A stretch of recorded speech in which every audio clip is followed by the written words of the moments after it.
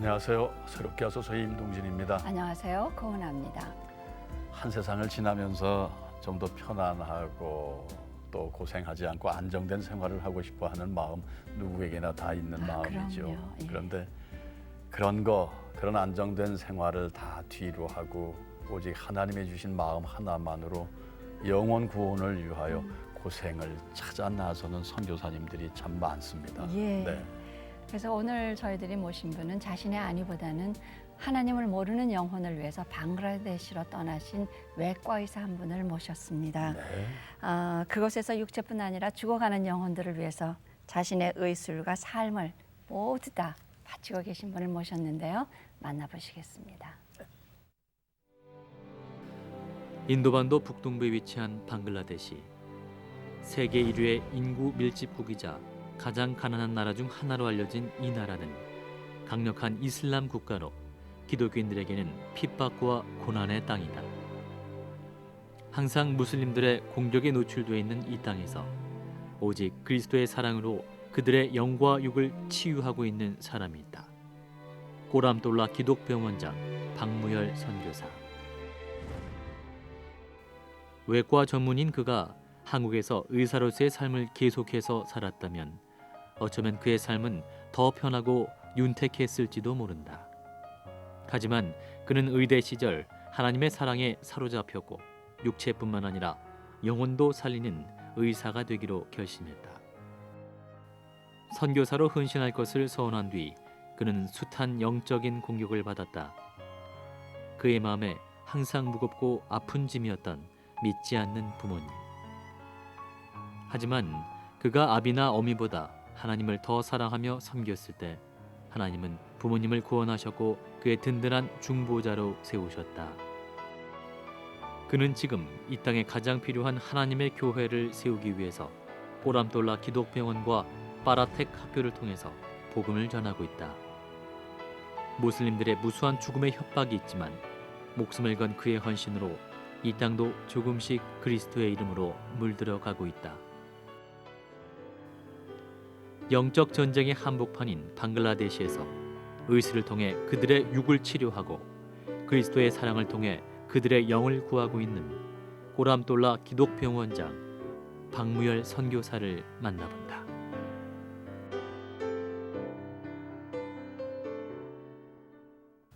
네, 방글라데시에서 의료 선교를 펼치고 계신 평신도 의료 선교사 박무열 선교사님 오늘 자리하셨습니다. 어서 오세요. 안녕하세요. 네, 안녕하세요. 예. 그 평신도 사역자 하시는데 정말 그 전문 사역자세요. 그렇죠? 그러니까 구체적으로 어떤 사역들을 하고 계신 거예요? 지금 방글라데시에서. 먼저 꼬람돌라 기독병원이라는 꼬람? 꼬람돌라 기독병원이라는 꼬람돌라. 곳에서 고람돌라, 그건 네.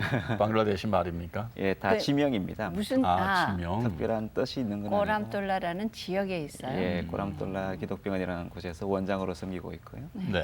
또 파라텍 초등학교를 하나 인수해서 거기서 학교를 기독교 학교를 운영하고 있고 그것도 네. 지명이에요? 예, 지명입니다. 예. 그리고 또 니쿤조라는 지명인데 니쿤조의 교회를 개척해서 지금 운영을 하고 있고 최근에는 호스텔을 해서 무슬림 아이들 중에서 가난한 아이들을 모아서 양육하고 있습니다.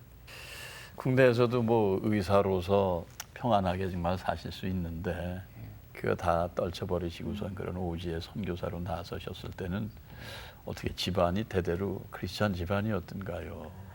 아닙니다. 저는 불신자 가정에서 태어났었습니다. 그러셨어요? 저희 아버지는 공무원이셨고 교도관 공무원이신데 평범하게 그렇게 지내셨고 저희 어머니는 절에 열심히 다니는 그런 불교 신자였습니다. 네.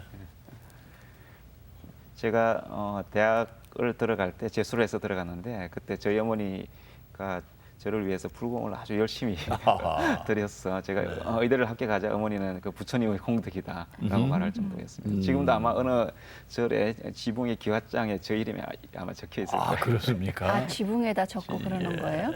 기와장에 이제 약간 기부를 하면 그렇죠. 이름을 적고 이제 기와장 몇 장 예. 절을 질 때. 예. 네. 아니 그런 가정에서 어떻게 신앙생활을 시작하셨어요? 제가 대학에 들어가고 나서 인생에 대해서 곰곰이 이렇게 생각하는 그런 시기가 있었습니다. 과연 인생이 뭘까? 이 무엇을 위해서 사람들이 사는가? 가만히 둘러보니까 대부분 그 돈, 어떤 명예, 어떤 권력 그것을 위해서 평생 아웅다웅하면서 이렇게 사는 거예요. 그러다가 결국 죽으면 다 흙으로 돌아갈 텐데 그것이 인생이다 생각하니까 일단 그 당시 믿지 않는 상황에서 참 너무 허무한 거예요. 이렇게 살다가 가야 되는가. 그런 점에 이제 대학교 캠퍼스에 한 번씩 오는 한 아주머니가 계셨어요. 네. 그분이 저를 만나면 성경 공부를 하자 그랬어요. 그 아주머니는 뭐 하는 분인데요? 나중에 알고 보니까 이제 대학생 성경 읽기 선교회라는 데서 한 목자님이신데 예, 예. 그분이 만나면 꼭 성경 공부를 하자는 것을 제가 몇 번을 거절하다가 아직 그 간청에 의해서 성경 공부 그래 공부하는 건 괜찮지. 그래서 성경 공부를 시작하면서 예수님을 알게 됐습니다. 그래도 왜 저는 뭐 의대하고 전혀 관련이 없으니까 예. 이제 드라마나 영화만 보잖아요. 예. 그럼 의대생 그러면은 뭐 정말 밥 먹을 시간도 없는 것처럼 막 바쁘잖아요. 예. 근데 웬 아주머니가 오셔서 예. 성경 공부하자 하는데도 그래도 그 틈을 낼 만큼 그분하고 그분의 얘기가 이렇게 솔깃이 들어왔어요. 그러니까 저도 그런 인생에 대한 어떤 고민을 하신 가 있던 차에 네. 이제 그분이 이렇게 이야기하시니까 이제 공부를 시작하게 됐어요. 그렇게 해보니까요.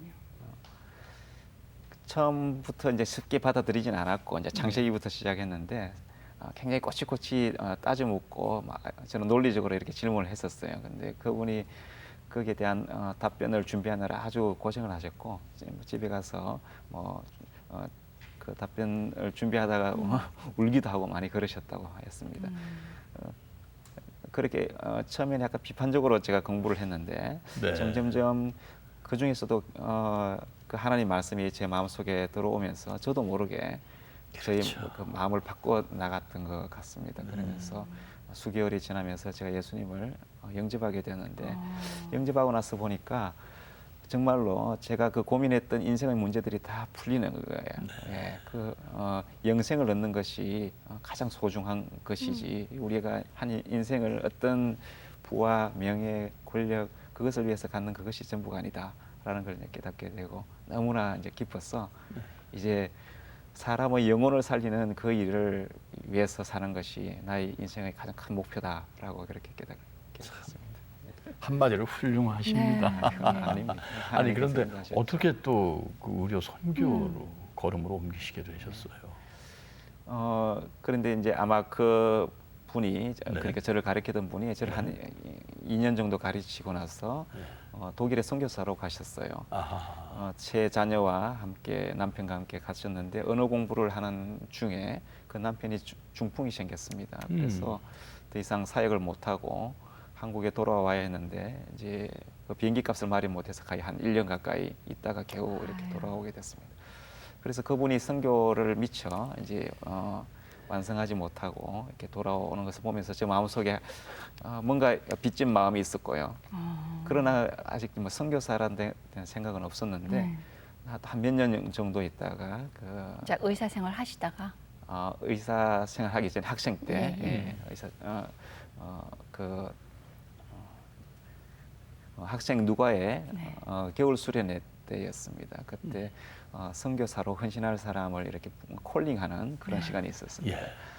그때 제 마음속에 하나님께서 저도 선교사로 부른다는 그런 느낌이 드는 거예요. 그런데 한편으로는 마음속에 야, 우리 집안은 믿지 않는 집안이고 그다음에 저가 장남인데 또 우리 친척을 다 통틀어서 의사라고 저밖에 없는데 제가 선교사로 나가면 우리 가족들 가족에 대한 책임. 예, 얼마나 실망할까 그런 마음이 한편 드는 거예요. 그래서 헌신을 하나님 부른다고 느끼기도 하지만 주저주저 하고 있었습니다.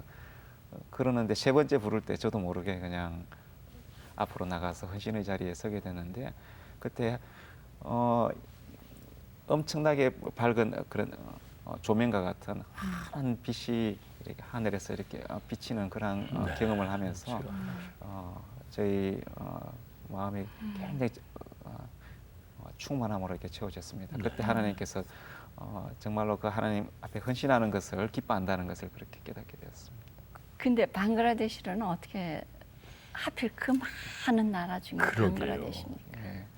저희가 이제 결혼하면서 이제 선교사로 나가야 되겠다 이런 마음을 이제 굳히면서 있었는데 제가 전문의를 따고 이제 군의관회를 갈 시점에 군 복무 대신에 코이카로 해외 가서 봉사하는 예. 그런 기간이 있지 않습니까? 네. 코이카를 지원을 했습니다. 그때 1998년인데 IMF가 터져서 코이카 TO가 많이 줄었어요. 평소에 10명, 20명이었는데 그 해는 5명만 뽑았습니다. 근데 외과에 사는 TO가 하나가 있었는데 그게 방글라데시였습니다. 아하. 근데 제가 그때 방글라데시 가지 못했습니다. 그때 외과 의사가 5명이 지원했어요. 한 자리를 넣고 5명이 지원했는데 제가 떨어졌어요. 그래서 방글라데시 갈까 보다 했다가 그냥 떨어졌기 때문에 별로 생각하지 않았는데 네. 그게 아마 이제 하나님께서 보여주신 조각 구름과 같은 그런 거였습니다. 그 이후로 이제 군 복무를 하면서 저희 집이랑 거의 멀지 않는 곳에서 방글라데시 노동자 사역을 하는 센터를 알게 되었어요. 그래서 이제 매주일 거기 가서 방글라데시 사람들과 같이 예배드리고 그 사람들이 손으로 먹는 밥, 똘까리라고 하는데 같이 밥도 먹기도 하고 저는 또 의사니까 그분들 중에 또 그분들 의료보험증이 없잖아요. 그래서 제가 진료 봉사를 해주면서 한 6개월 정도 이렇게 지냈습니다. 그래도 또 제가 바로 방글라데시 간다고는 생각하지 않았어요. 왜냐하면 아직 군복무 중이고 아직 할 일 기간이 많이 그렇죠. 남았기 때문에 그랬는데 이제 군복무가 한 1년 정도 남았는데 어느 날 갑자기 고민이 되는 거예요. 이제 한 1년 남았는데 어떻게 보면 길다면 길 수도 있는데 내가 이제 군복무를 마치면 선교사로 헌신했으니까 바로 가야 될지 아니면 좀 더 훈련을 받고 가야 될지 아니면 어디 취직이나 해서 개업을 해서 돈을 벌어서 집이라도 한 채 사놓고 가야 되지 않을까. 네. 노후 보장이라도 생각해서 가야 되지 않을까. 세상적인 걸로 하면 이제 세 그렇죠. 번째가 맞는 거예요, 그렇죠? 예, 여러 가지 고민을 예. 하는데 갑자기 제 마음속에 그런 생각이 드는 거예요. 내가 무엇인데 내 인생을 계획하느냐. 예. 사람 내 인생을 계획할지라도 인도하시는 분은 하나님이라. 그럼. 라는 말씀이 생각나면서 하나님 고민하지 않겠습니다. 가장 먼저 오라는 곳이 있으면 그것이 해외든 국내든 가겠습니다라고 이렇게 고백을 하고 네. 저희 아내와 같이 쉐어를 하고 그렇게 하겠습니다라고 마음을 다짐을 했는데 불과 3일도 안 돼서 이제 그 한 선교사님으로부터 전화가 온 거예요. 어디 방글라데시에서. 방글라데시 노동자 사역을 하던 그분인데 네. 전화가 네. 와서 방글라데시 외과 의사가 필요한데 선교사로 오겠느냐. 네. 전화를 받는 순간 저는 직감적으로 하나님께서 이 기도 기도를 응답하시겠구나. 네. 방글라데시에 대해서 어떤 사전 지식 같은 게 있었습니까? 그렇지. 그때부터 이제 방글라데시 과연 어딘가 네. 찾아보기도 하고 좀 조사를 해 봤었습니다. 그 전에는 사전 지식이 없었고. 어떤 분들 얘기 들으면 일단 1차 그걸 정탐 예. 여행이라 그러나요? 탐방? 예. 예. 이렇게 한번 갔다 와 보시고 이제 떠나실 작정들을 하시는 거거든요. 예, 저도 그래서 이제 직감적으로 하나님께서 부르심을 알았지만 한번 정탐 여행을 갔는데 아, 그러셨군요. 군 복무 중이라 그 해외 여행이 쉽지 않았어요. 네. 네, 그렇죠. 하나님께서 군복무 중이면. 연대장님, 사단장님 마음을 다 변화시켜져 가지고 해외 여행을 그렇죠. 허락을 받고 가게 됐습니다. 군복무 중에요? 예. 아, 그러셨군요. 진짜 특별한 경우시네.